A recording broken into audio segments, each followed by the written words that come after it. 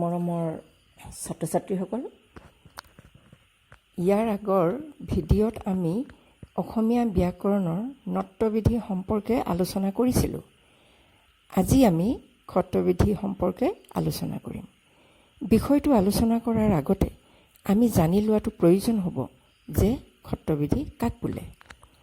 যি বিধি বা নিয়মৰ মতে কিছু সংখ্যক শব্দত দন্তীয় শ মূৰ্ধন্য খৰ ৰূপ লয় তাকেই খট্টবিধি বোলে। ইয়াৰ আগৰ পাঠত আলোচনা কৰা নট্যবিধিৰ নিয়মসমূহৰ দৰে খট্টবিধিৰো কিছুমান নিয়ম আছে। খট্টবিধিৰ প্ৰথম নিয়মটোৱেই হৈছে মূৰ্ধন্য ত বৰ্গৰ বৰ্ণৰ লগত যুক্ত দন্তীয় শ সদায় মূৰ্ধন্য খ হয়, যেনে কষ্ট, ষষ্ঠ, অপশিষ্ট।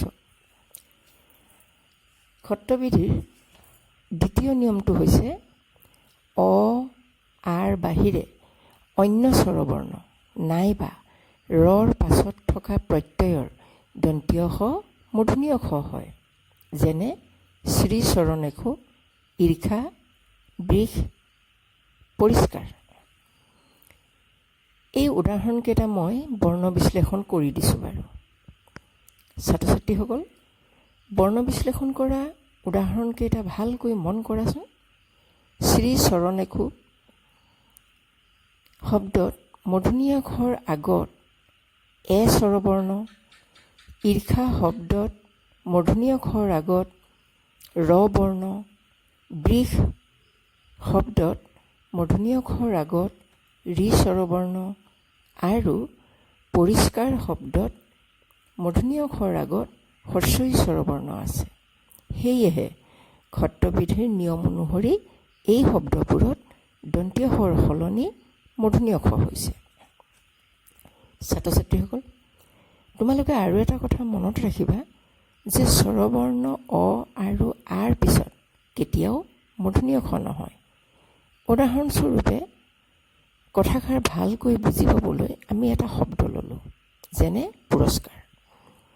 পুৰস্কাৰ শব্দটো বৰ্ণ বিশ্লেষণ কৰাত আমি দেখা পালোঁ যে পুৰস্কাৰ শব্দটোত দন্তীয় শৰ আগত অ স্বৰবৰ্ণ আছে।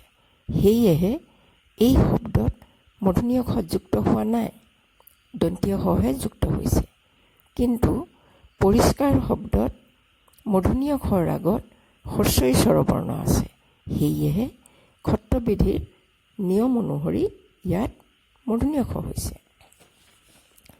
খট্টবিধিৰ তৃতীয় নিয়ম, সু আৰু বি উপসৰ্গৰ পিছত থকা সম শব্দৰ দন্তীয় শ মূৰ্ধন্য খ হয়, যেনে সুখম, বিষম ইত্যাদি।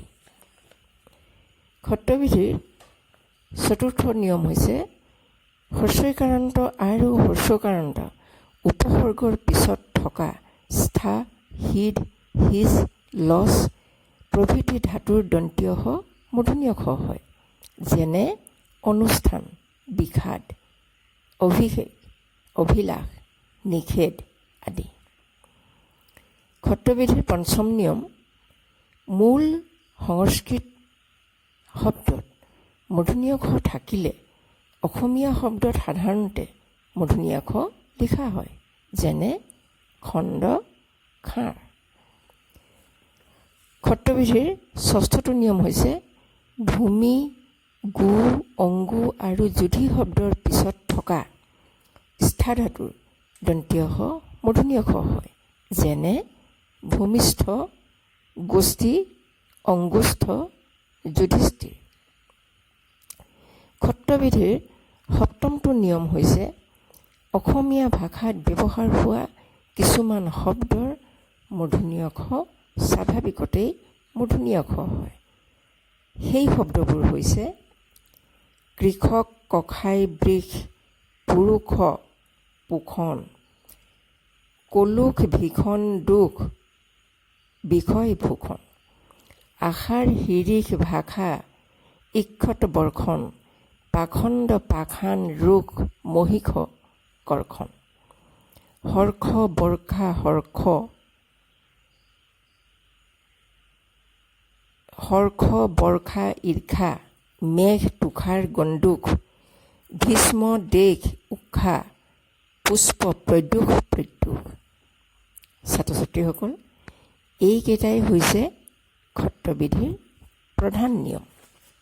তোমালোকে এই নিয়মসমূহ উদাহৰণৰ মুখস্থ কৰি লিখি লিখি খুব অনুশীলন কৰি থাকিবা, কাৰণ পৰীক্ষাত নৃত্যবিধি ক্ষত্ৰবিধি আহিবই।